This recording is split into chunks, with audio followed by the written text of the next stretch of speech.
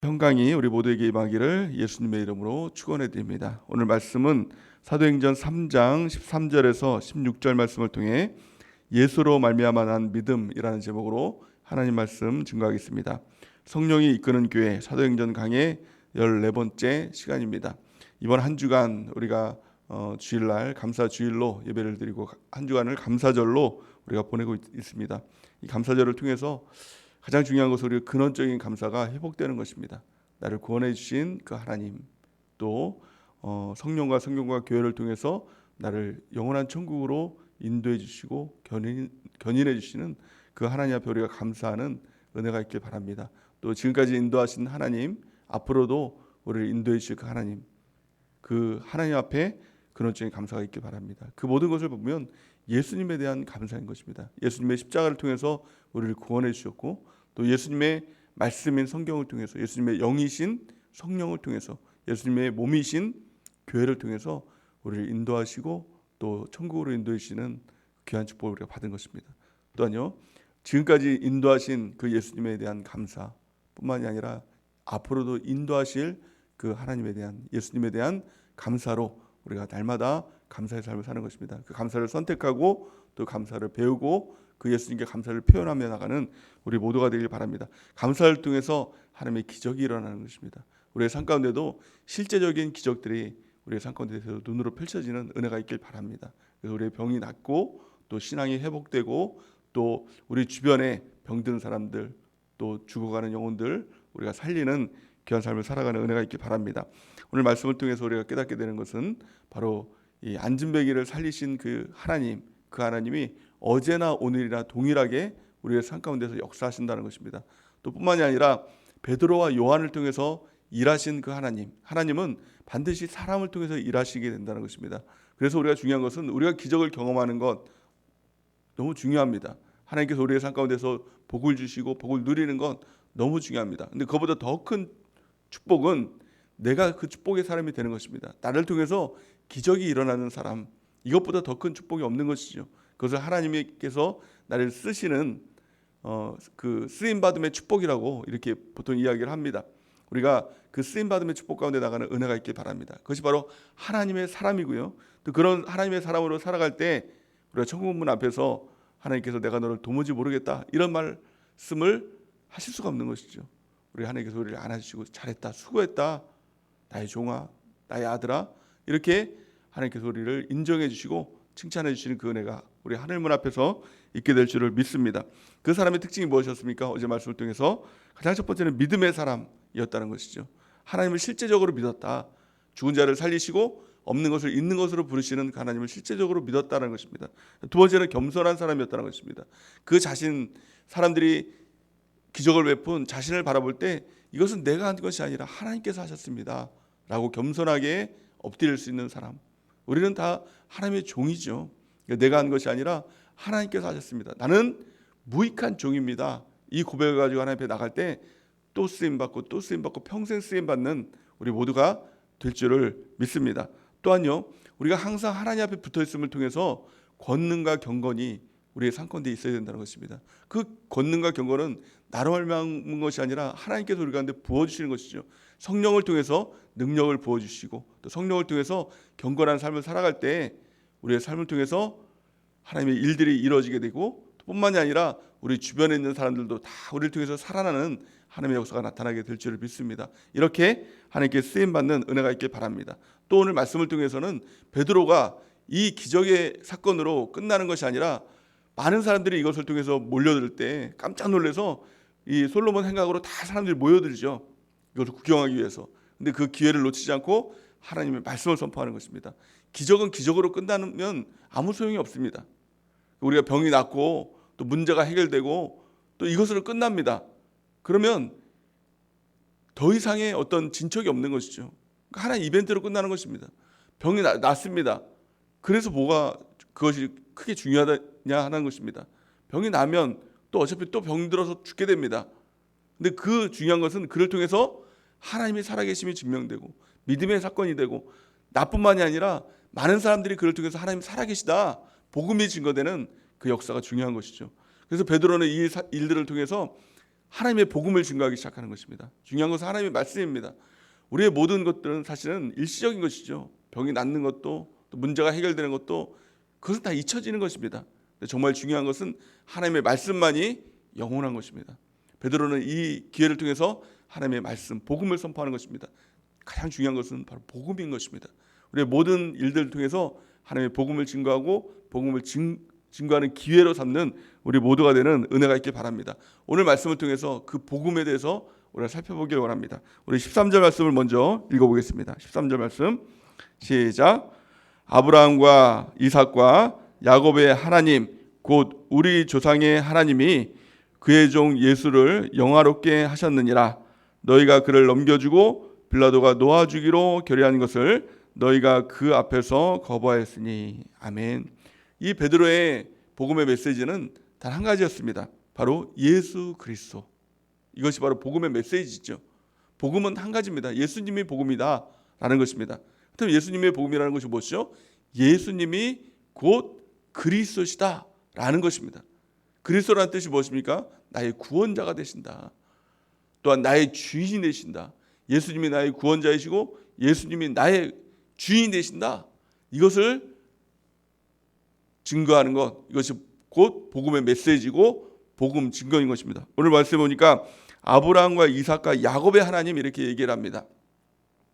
이 아브라함, 이삭, 야곱의 하나님이라는 말은 이스라엘 민족들에게 있어서는 너무나도 익숙한 말이었습니다.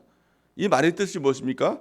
아브라함을 통해서, 이삭을 통해서, 야곱을 통해서 하나님께서 주시는 약속의 하나님, 그 약속이 성취된 것, 그것이 바로 예수님이다라는 것을 말씀하고 있는 것입니다. 예수님은 그냥 우연히 태어나신 분이 아니라 하나님의 약속 가운데 아브라함의 하나님, 이삭의 하나님, 야곱의 하나님이 미리 우리 가운데 약속하시고 약속을 통해서 메시아를 우리에게 보내셨다라는 것을 분명하게 말씀하고 있는 것입니다. 그래서 하나님과 예수님에 대해서 연결해 주시는 것, 이것을 말씀하고 있는 것이죠. 우리 가운데 중요한 것은 무엇입니까? 예수님이 정말 하나님이시다.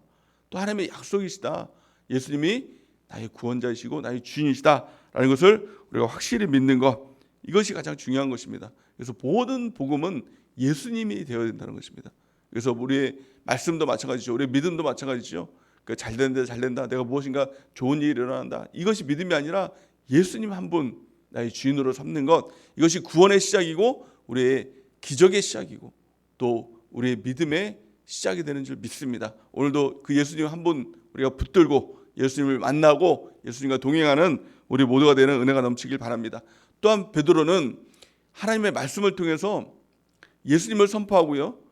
또한 그 예수님이 선포될 때 우리의 죄악들을 보여주게 되는 것입니다. 성경은 예수님을 빛이다라고 이렇게 말씀합니다.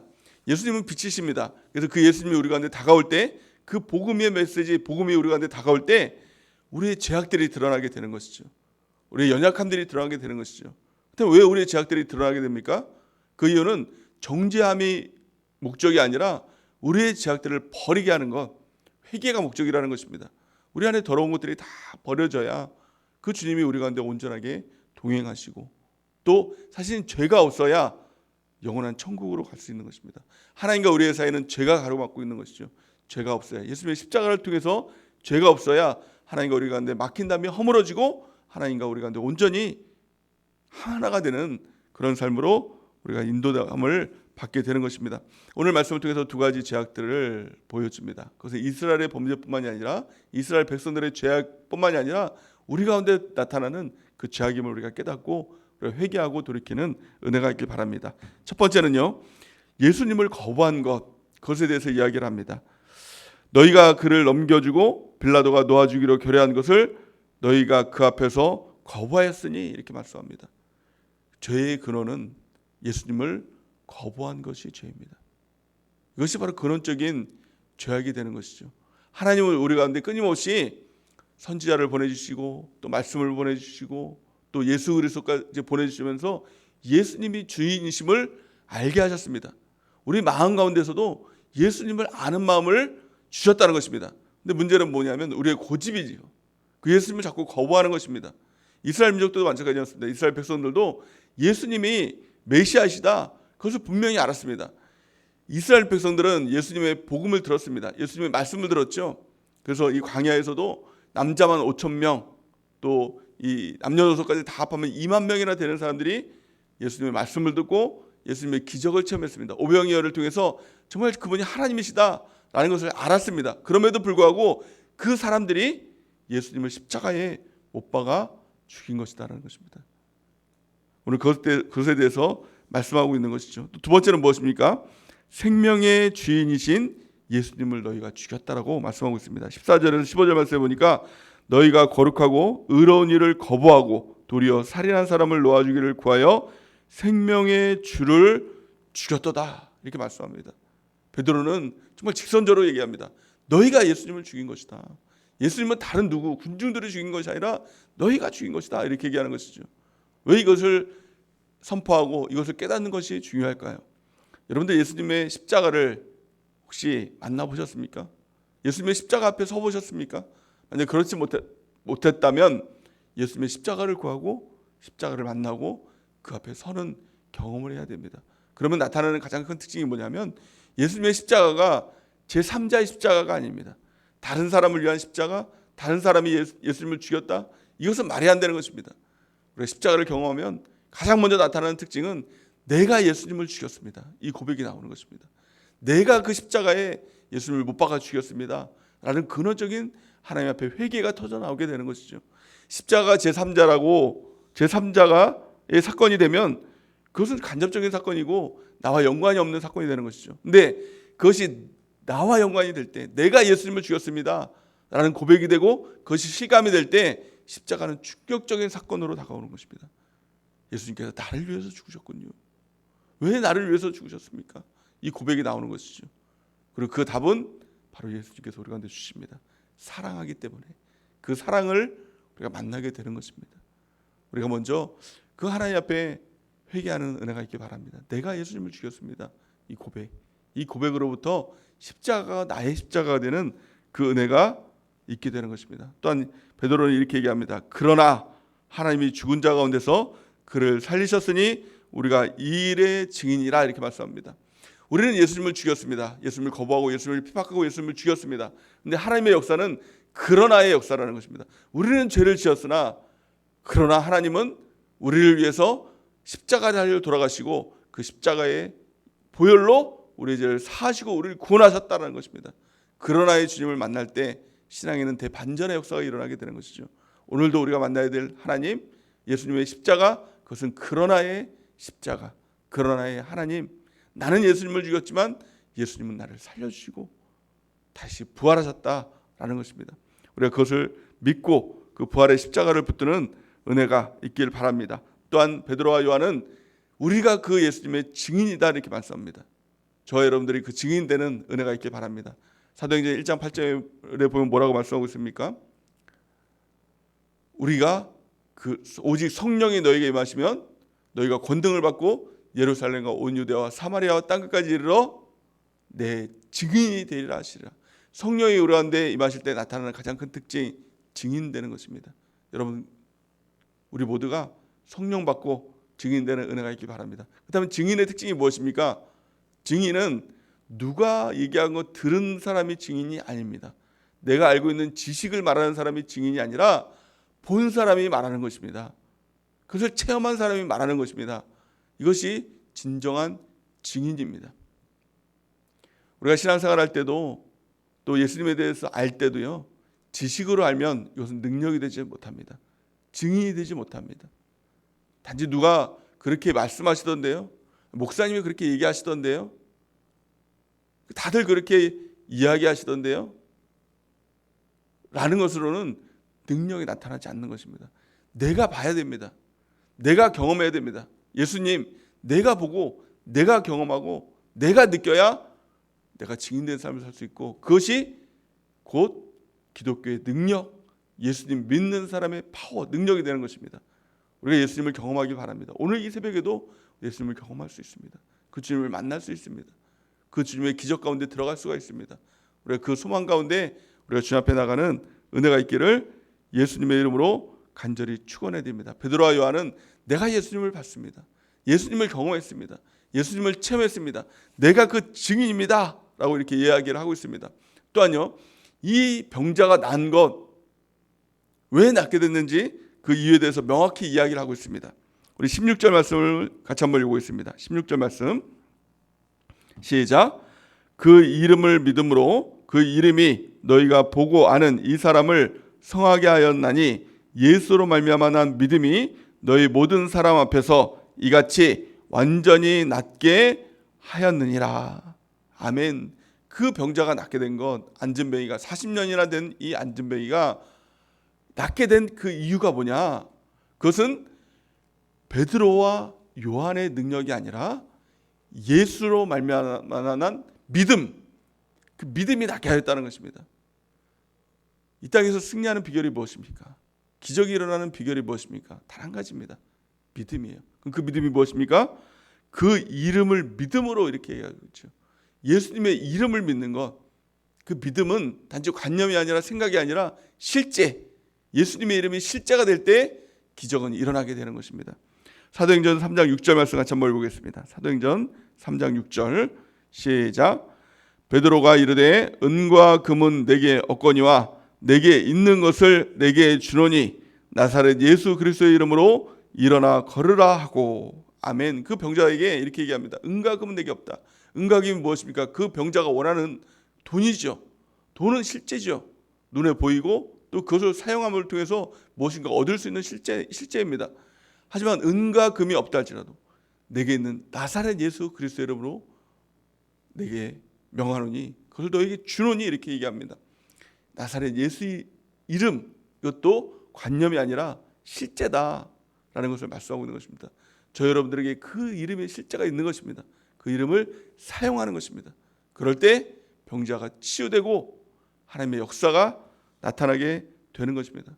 그것이 바로 믿음인 것이죠. 하나님이 나와 함께 하시다는 것, 이것은 관념이 아니라 생각이 아니라 실제로 우리 가운데 함께 하는 것이죠. 그 믿음으로, 예수로 말미암아 난 믿음으로 이 병자가 완전히 낫게 됐다. 그냥 우연히 난 것이 아니라 완전히 낫게 됐다. 그리고 그냥 대충 난 것이 아니라 완전한 치유, 영혼의 치유와 몸의 치유, 믿음이 살아난 그 치유를 경험하게 됐다라고 성경 말씀하고 있는 것입니다. 믿음은 긍정적인 사고가 아닙니다. 단지 무엇이 될 것 같고 무엇이 이루어질 것 같고 그렇게 될 줄을 믿습니다. 내 의지를 통해서, 내 어떤 체면을 통해서 일어나는 것이 아니라 그 믿음은 실제가 되고 그 예수님은 그 예수로 나는 믿음을 통해서 그것이 실제가 되는 역사가 나타나게 되는 것입니다. 에베소서 2장 8절 우리 같이 한번 읽어보겠습니다. 시작. 너희는 그 은혜에 의하여 믿음으로 말미암아 구원을 받았으니 이것은 너희에게서 난 것이 아니요 하나님의 선물이라. 아멘. 그 믿음을 통해서 우리가 구원을 받은 것이죠. 그래서 그 믿음은 내가 믿습니다 세게 해서 구원받은 건 아닙니다. 내가 믿는 어떤 의지를 통해서, 나의 어떤 공덕을 통해서 믿음이 생겨난 것이 아니라 은혜에 의하여 믿음으로 말미암아 구원을 받았다. 하나님께서 우리 가운데 주신, 거저 주시는, 값없이 주시는 그 믿음을 통해서, 은혜에 의한 믿음을 통해서 우리가 구원을 받았다라고 말씀하고 있고, 또 그 믿음은 하나님께서 주시는 선물이다라고 분명하게 말씀하고 있는 것입니다. 우리 그 믿음을 구하는 오늘 이 새벽이 되길 바랍니다. 우리 가운데 그 믿음이 없다면 하나님께 구하시기 바랍니다.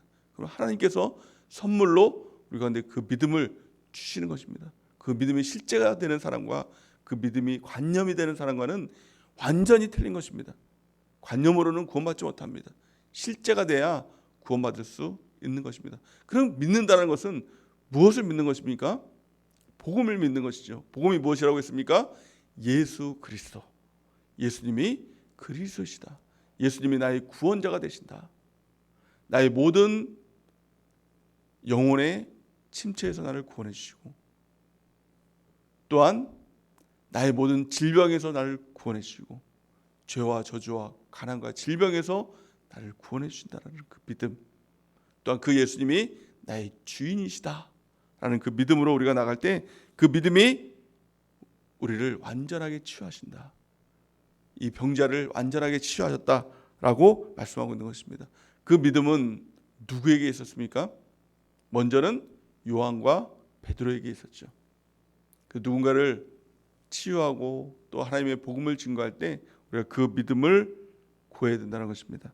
마가복음 9장 23절 우리가 한번 읽어보겠습니다. 시작.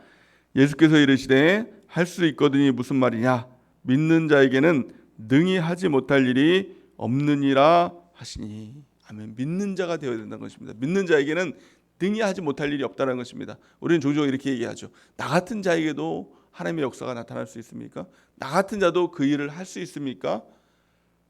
하나님 말씀합니다. 믿는 자에게는 능히 하지 못할 일이 없느니라.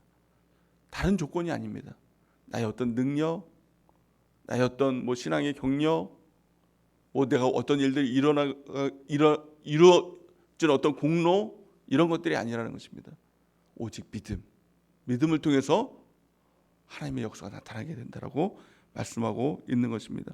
마가복음 16장 17절에서 18절 우리 같이 한 목소리로 합독하시겠습니다. 시작. 믿는 자에게는 이런 표적이 따르리니 곧 그들이 내 이름으로 귀신을 쫓아내며 새 방언을 말하며 뱀을 집어 올리며 무슨 독을 마실지라도 해를 받지 아니하며 병든 사람에게 손을 얹은즉 나으리라 하시더라. 아멘. 이 믿음의 역사가, 믿음의 기적이 저와 여러분들에게 일어나길 원합니다.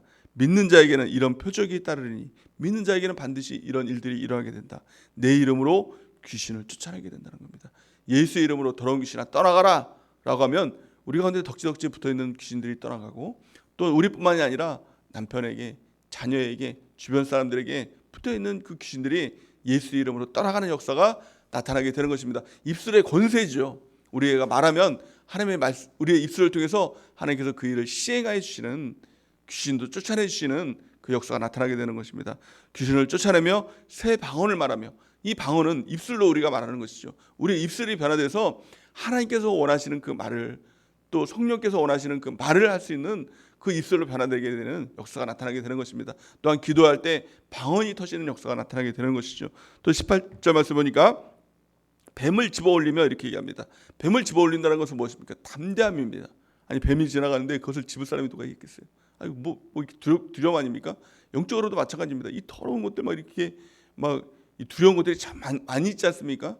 우리 염려, 근심, 걱정거리가 많이 있지 않습니까? 그런데요, 믿음이 있으면 그것들을 다 집어서 던져버리는 일들이 일어나게 되는 것입니다. 두려움이 사라지고 염려, 걱정이 사라지고 하나님 앞에 담대함을 얻게 되는 역사가 나타나게 되는 것이죠. 또 무슨 독을 마실지라도 해를 받지 않냐며 이렇게 말씀하고 있습니다. 이 독이 뭡니까? 지금 이 성경에 보니까, 잠언 말씀에 보니까 말이 독이라고 얘기해요. 말이 독입니다. 누구에게 이 상처되는 말 한마디 들으면 독이 우리 가운데 퍼지죠.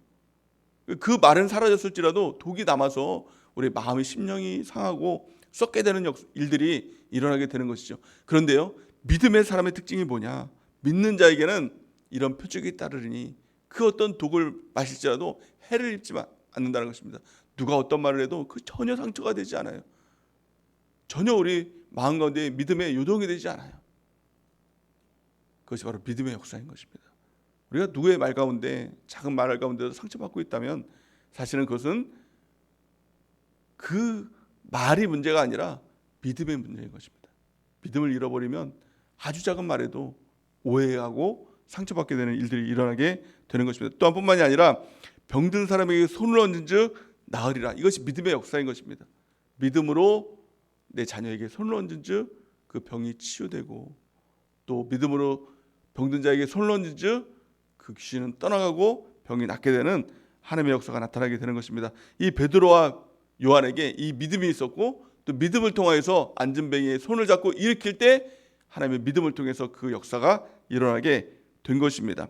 또한 요한복음 14장 12절 우리 같이 한번 읽어보겠습니다. 시작. 내가 진실로 진실로 너에게 이르노니 나를 믿는 자는 내가 하는 일을 그도 할 것이요 또한 그보다 큰 일도 하리니 이는 내가 아버지께로 가매니라. 아멘. 진실로 진실로 예수님께서 우리 가운데 말씀하시는 것입니다. 나를 믿는 자는, 예수님을 믿는 자는, 예수님이 나의 구원자이시고 예수님이 나의 주인이십니다. 이것을 믿는 자는 내가 하는 일을 그도 할 것이요 또한 그보다 큰 일도 하리라. 예수님을 믿으면 예수님의 일을 우리도 할 수 있는 것이고, 예수님은 더 놀라운 말씀하시죠. 그보다 큰 일도 너희가 할 것이다 라는 것입니다.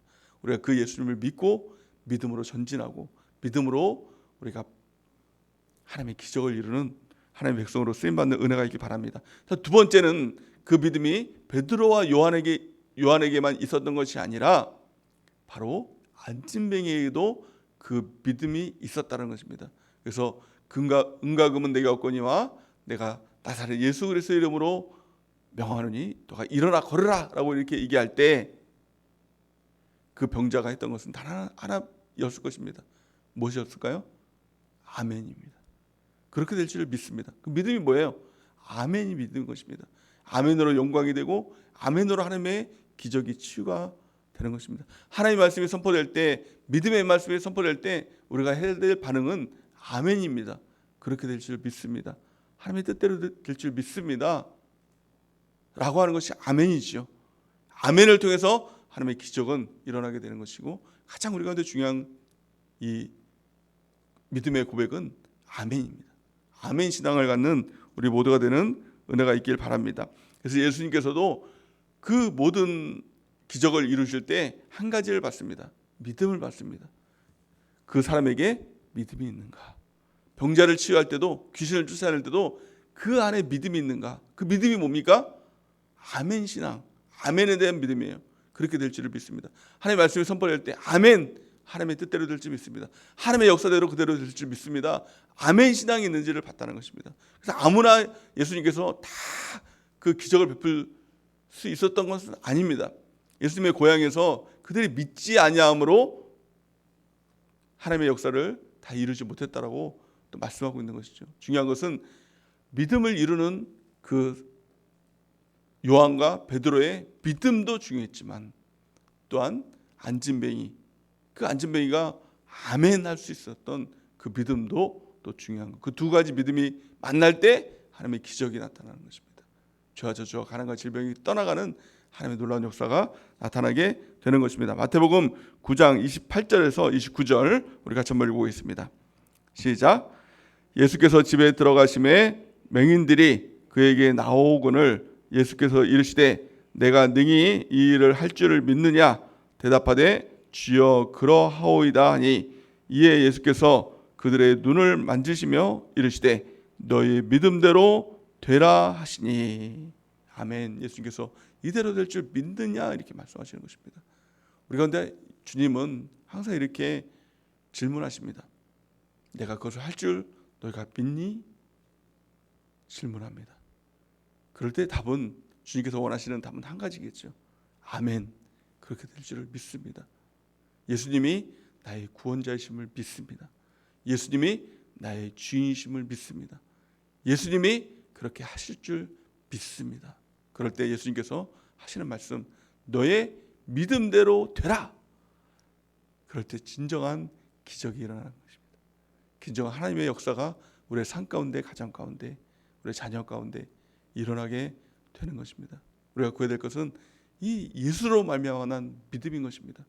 그 믿음이 실제가 될 때 놀라운 성경 그대로의 역사가, 안진뱅이가 치유되는 역사, 죽은 자가 살아나는 역사가, 없는 것이 창조되는 역사, 이것이 우리의 삶 가운데 그대로 나타나게 되는 것입니다.